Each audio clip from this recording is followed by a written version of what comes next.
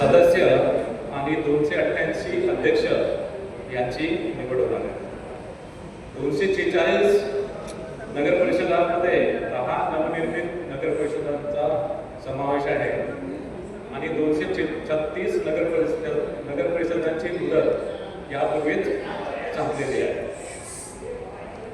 राज्यामध्ये एकूण 147 नगरपंचायती आहे. त्यापैकी 42 नगरपंचायतीसाठी निवडणूक होत आहे.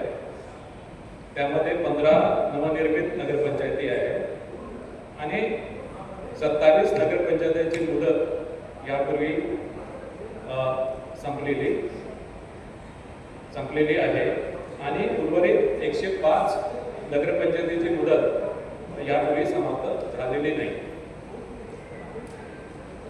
नगर परिषदची साधारणतः सदस्य संख्या ही 20 ते 75 आहे आणि नगरपंचायतची सदस्य संख्या ही 17 आहे.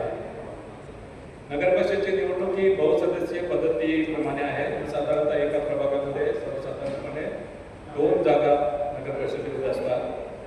पण नगर परिषदच्या सदस्य संख्येचा आकडा विषम जर असेल तर नगर परिषदेमध्ये एका प्रभागामध्ये 3 जागा असतात. म्हणजे साधारणतः मतदारांना 2 ते 3 सदस्यांसाठी वोटिंग करावं लागेल. याशिवाय नगर परिषदेचा एक अध्यक्ष आहे, यासाठी सुद्धा मतदान करावं लागेल.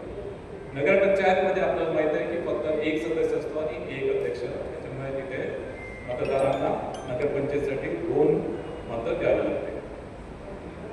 नामनिर्देशन हे पूर्णपणे राज्य निवडणूक आयोगाने जे संकेतस्थळ विकसित केलेले आहे त्या संकेतस्थळावर ऑनलाईन नामनिर्देशन पत्र स्वीकारले जातील आणि एका प्रभागामध्ये एका उमेदवाराला जास्तीत जास्त 4 नामनिर्देशन पत्र दाखल करता येतील.